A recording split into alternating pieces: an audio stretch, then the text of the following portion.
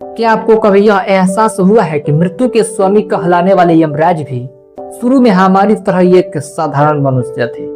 यह बात बहुत कम लोग जानते हैं कि यमराज का जन्म इसी पृथ्वी पर भगवान सूर्य के घर हुआ था।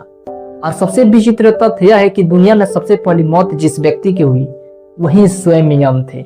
हम उनका नाम सुनकर भयभीत हो जाते हैं, मगर उनकी असली कथा अधिकांश लोग जानते ही नहीं।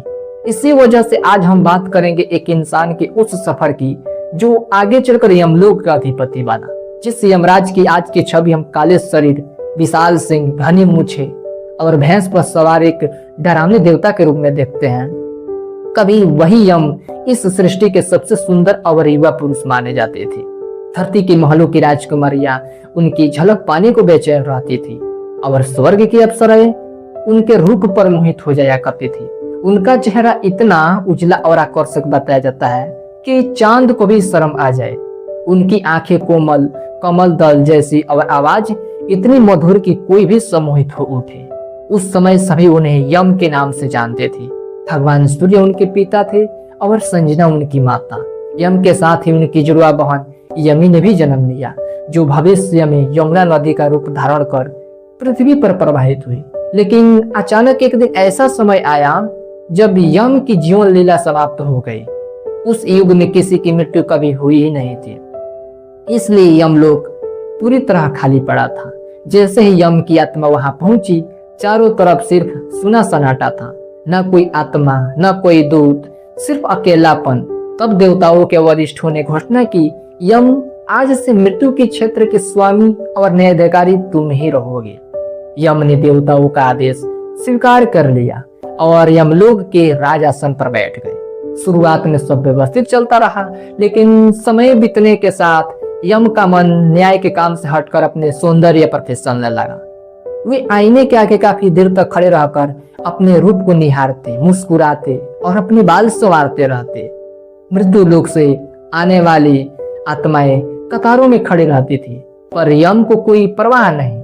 जब यह बात अन्य देवताओं को पता चले तो वे सीधे शिव जी के पास शिकायत करने पहुंच गए।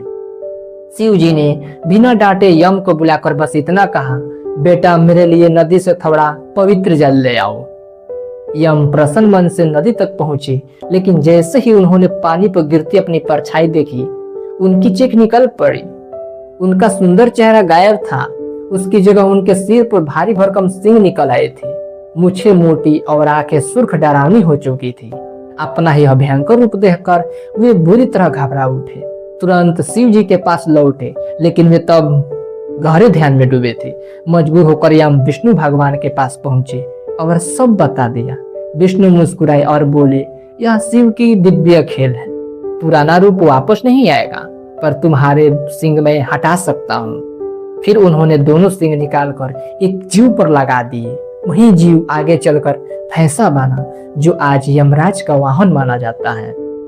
उस पल से यम का विकराल रूप स्थायी हो गया और उन्हें यह शिक्षा मिली कि सुंदरता, पद, शक्ति सब क्षणिक है, हमेशा साथ चलते हैं, सिर्फ कर्म।